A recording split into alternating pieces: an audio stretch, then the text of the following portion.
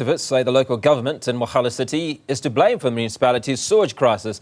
They say infrastructure has not been maintained. The municipality's wastewater treatment plant has not worked in over a year. It's caused the degradation of natural water resources and the local habitat.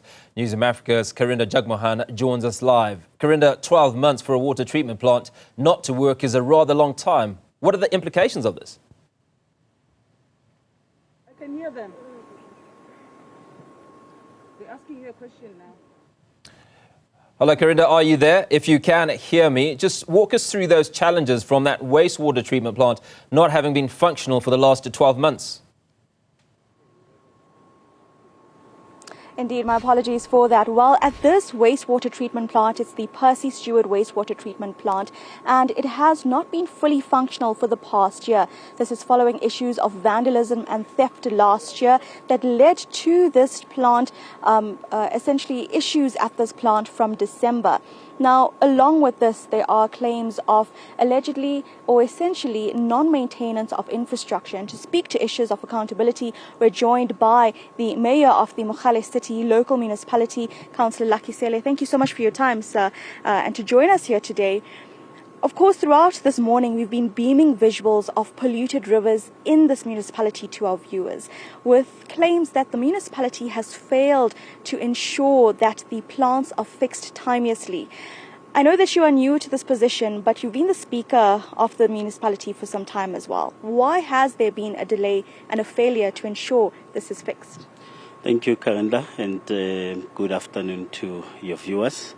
And thanks for coming and visiting Mogale City, appreciating the challenge that we are confronted with.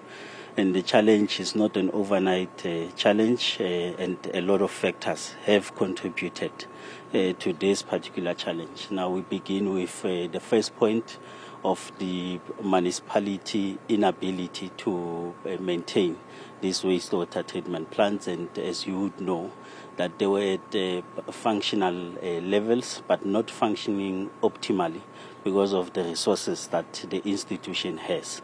So we do not have sufficient funds overall to ensure that we maintain these wastewater treatment plants to the best of our capability. But we do try, and as before, we had a functioning wastewater treatment plant until we were hit by vandalism, which essentially led us to a point of non-functionality. Speaking about those funds, there has been mention of money that was allocated to the municipality, about 300 million rand, for various projects that was spent. Why hasn't there been improvement here in terms of the funding that was spent over the 8 years? Well, this funding that was spent here over the 8 years were not meant for the wastewater treatment plants, were meant for other projects, and perhaps is a lack of foresight from the municipality while identifying other projects, also prioritizing maintenance. And it's something that we have seen that has been a challenge. Over the past 3 to 4 years, approximately 200 million was spent on different or separate projects, excluding whether the pump station or wastewater treatment plants. But those projects were also significant to delivering services to the municipality, such as bulk provision of water, our revenue enhancement projects in terms of ensuring that we put in meters so that we don't lose water. But over and above that, 200 million over the past 3-4 years, we should have put in something that would be focused on these wastewater treatment plants. We only began to do so in 2022 when we've put some of the funds that we get funding from, both on Percy Stewart and Philip Women, about 40 million each, in terms of making sure that we try to maintain them and bring them to optimal capacity. And unfortunately, that's the time when we are trying to maintain them, we were hit by crime. You speak about foresight and spending those funds. At that time, the funds were not spent where perhaps it should have been, but other projects were conducted. Now that you have seen the state of the rivers, you know very well what's happening in your municipality. What's the immediate intervention and long-term plans now, and how much will it cost?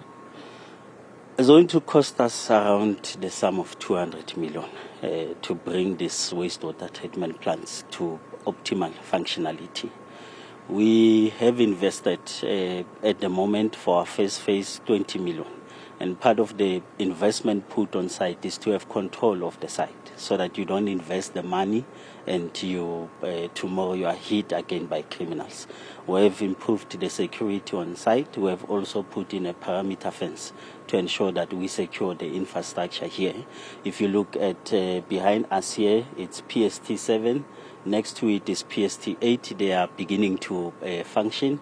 They are beginning to pump the water, pump the waste, separate the waste, and so on. So that 20 million on the first phase that is being put in is at least to try to bring it to a point of functionality. We are expecting funds in the next financial year from the Department of Water and Sanitation, and one of the things that we are planning to do is to reprioritize, to ensure that some of the projects that we've had, we relook at them and attend to the emergency situation that is before us currently.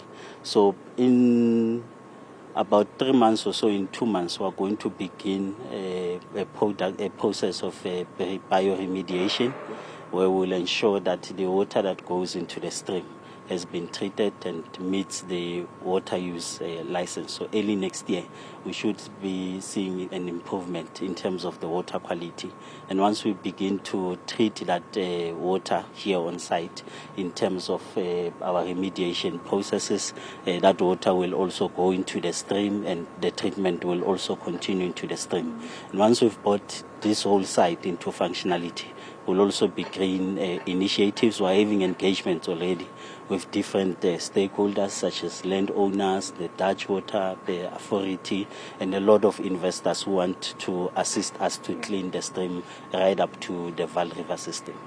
I see, sir. But all of this essentially is remedial action. You can't deny there has been a historic failure to ensure that there's service delivery with regards to water and sanitation. So now, in your administration, who should be held accountable for what has happened here, for you to now ask for 200 million rand more to fix this mess? Well, I'm the successor-in-law. So if you're looking for somebody to point fingers at, it should be me. But I'm not preoccupied about thinking about the past. I'm preoccupied about having the solution to solve the problem, and I'm accountable, directly accountable for the situation that is currently ongoing into the city, and I can't place it on anyone else's door or point fingers at anyone else. I just have a duty to ensure that I resolve this problem as soon as possible with the team on site. And just before we wrap, very briefly, sir, please, with regards to the expenditure of money, already there's a report of the previous administration paying exorbitant fees for luxury cars, among other things. In your administration going forward, how are you going to actually tighten funds to ensure that even though funds might be earmarked for the council itself, how can this be processed to actually serve the people of your city? Well, we use our resources to serve our community.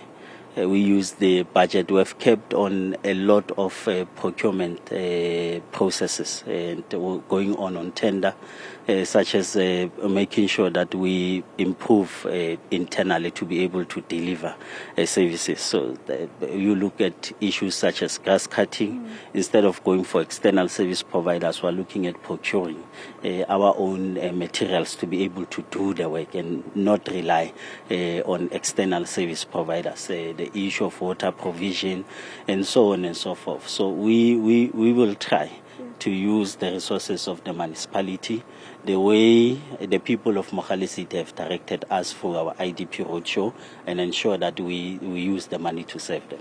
Yeah, definitely so. And of course, we'll be watching closely. So you mentioned a deadline over the next at least 2 to 3 months to start bioremediation and essentially fix the sewage crisis.